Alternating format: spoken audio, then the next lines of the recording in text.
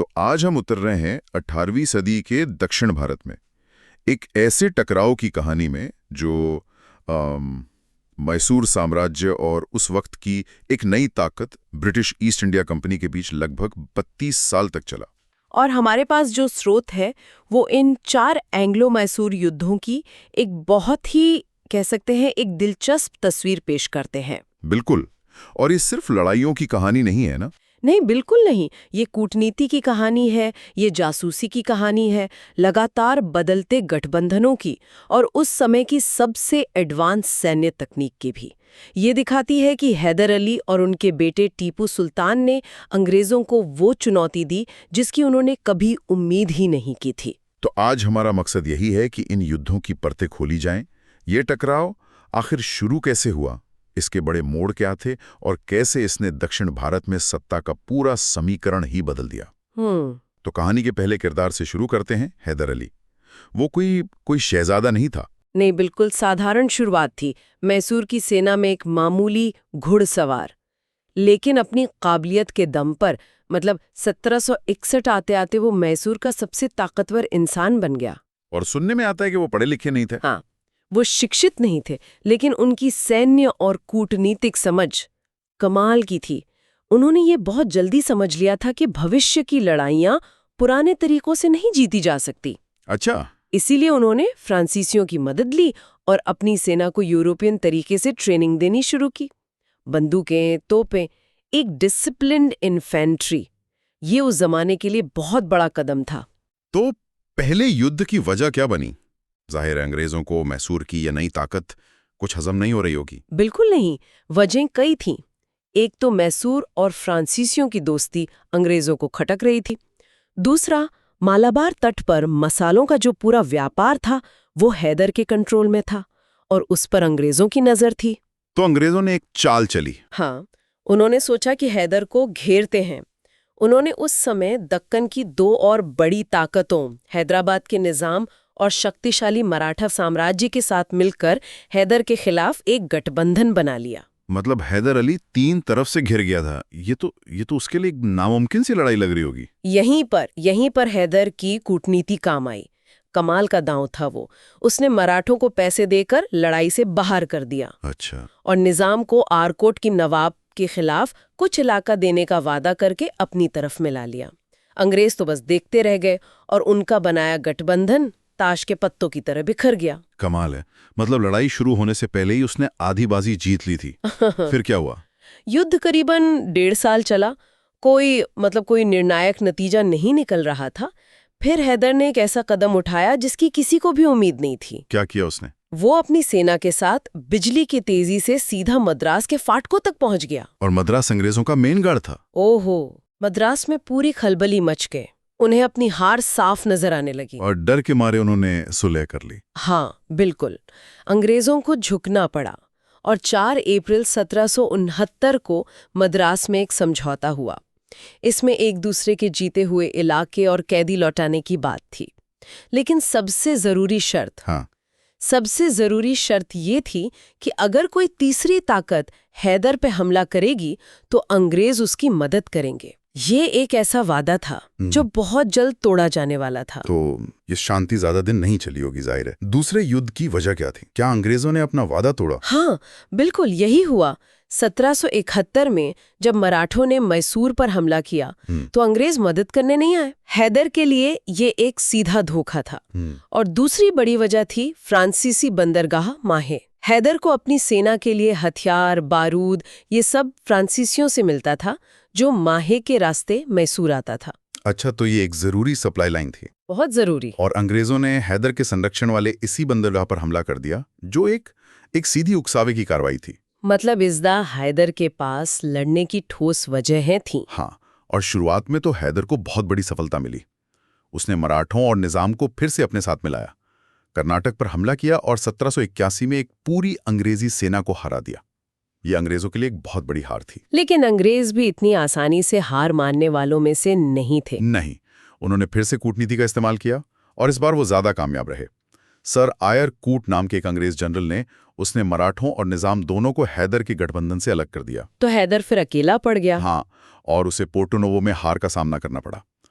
हालांकि उसने फिर वापसी की और एक अंग्रेज कमांडर को बंदी भी बनाया, लेकिन तभी कहानी में एक बहुत बड़ा मोड़ आया। हैदर अली की मौत। हाँ, 7 दिसंबर 1782 को कैंसर से हैदर अली की मृत्यु हो गई। एक असाधारण नेता का अंत। एक अनपढ़ सैनिक से शासक बनने तक का उनका सफर वाकई कमाल का था। अब जिम्मेदारी उनके बेटे टीपू सुल्तान पर थी। और टीपू ने युद्ध जारी रखा। हाँ, टीपू ने 1 साल तक लड़ाई जारी रखी, लेकिन कोई नतीजा नहीं निकला। दोनों ही पक्ष लड़-लड़कर थक चुके थे। इसलिए मार्च 1784 में मैंगलोर की संधि हुई। और इसमें क्या हुआ? इसमें भी वही हुआ। एक दूसरे के जीते हुए इलाके वापस कर दिए गए। ये कोई स्थायी समाधान नहीं था। आप कह सकते हैं बस एक तरह का युद्ध विराम था। दोनों जानते थे कि ये शांति अस्थायी है। और इस बार कहानी के केंद्र में थे टीपू सुल्तान, जिन्हें मैसूर का बाघ भी कहा जाता था। वो अपने पिता की तरह सिर्फ एक योद्धा नहीं थे, बल्कि काफी पढ़े लिखे थे। बिल्कुल। टीपू अरबी, फारसी, कन्नड़ और उर्दू कई भाषाएं जानते थे और विज्ञान और तकनीक में उनकी बहुत गहरी दिलचस्पी थी। स्रोतों में तो उन्हें भारत में रॉकेट तकनीक का अगवा तक कहा गया है। रॉकेट तकनीक का अगवा?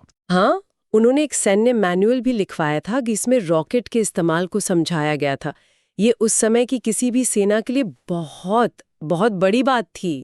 लेकिन टीपू की एक और बात जो मुझे बहुत अनोखी लगी, वो थी फ्रांसीसी क्रांति और लोकतंत्र में उनकी दिलचस्पी। ये वाकई हैरान करने वाली बात है।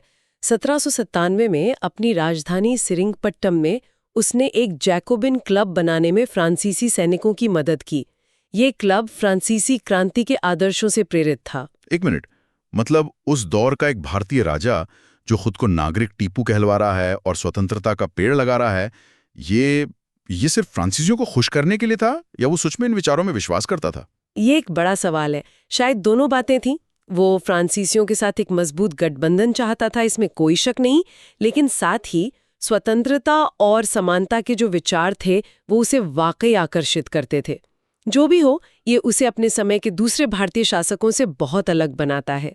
तो तीसरे युद्ध की चिंगारी कहां से भड़की? बिल्कुल, अंग्रेज त्रावणकोर की तरफ से लड़ाई में कूद पड़े और इस बार निजाम और मराठे भी टीपू की बढ़ती ताकत से जलते थे, तो वो भी अंग्रेजों के साथ हो लिए। तो इस बार गठबंधन काफी मजबूत था। बहुत मजबूत। लॉर्ड कॉर्नवालिस खुद एक बड़ी सेना लेकर सेरिंगपट्टम की ओर बढ़ा। टीपू ने अकेले तीनों की मिलीजुली सेना का सामना किया। हाँ, और उसने बहुत बहादुरी से मुकाबला किया, लेकिन वो टिक नहीं सका। 1792 में उसे सेरिंगपट्टम की संधि पर दस्तखत करने पड़े, जो उसके लिए बहुत ही अपमानजनक थी। क्या शर्तें थी इस संधि की? शर्तें बहुत कठोर थीं। टीपू को अपना लगभग आधा राज्य देना पड़ा। आधा राज्य? हाँ, जिसे अंग्रेजों, मराठों और निजाम ने आपस में बांट लिया। उस पर 3 करोड़ रुपए का भारी जुर्माना लगाया गया और जब तक ये रकम चुकाई नहीं जाती, टीपू के 2 बेटों को अंग्रेजों ने बंधक बनाकर अपने पास रख लिया। अपने बेटों को बंधक बनाना? जी। इस हार ने दक्षिण भारत में टीपू का दबदबा लगभग खत्म कर दिया और अंग्रेजों की पकड़ मजबूत कर दी। अपना आधा राज्य खो देना और अपने बेटों को दुश्मन के हवाले करना, ये किसी भी शासक के लिए बहुत बड़ा झटका रहा होगा। तो क्या ये कहानी का अंत था या टीपू के पास वापसी का कोई रास्ता बचा था? टीपू ने हार नहीं मानी थी। यहीं से चौथे और अंतिम युद्ध की भूमिका तैयार होती है। अगले कुछ सालों में उसने संधि की सारी शर्तें पूरी की, जुर्माना चुकाया और अपने बेटों को छुड़ा लिया। लेकिन इस अपमान का बदला लेने की आग वो उसके दिल में जल रही थी। और उधर अंग्रेजों की तरफ भी कुछ बदला? हाँ, 1798 में लॉर्ड वेलेस्ली नया गवर्नर जनरल बनकर भारत आया।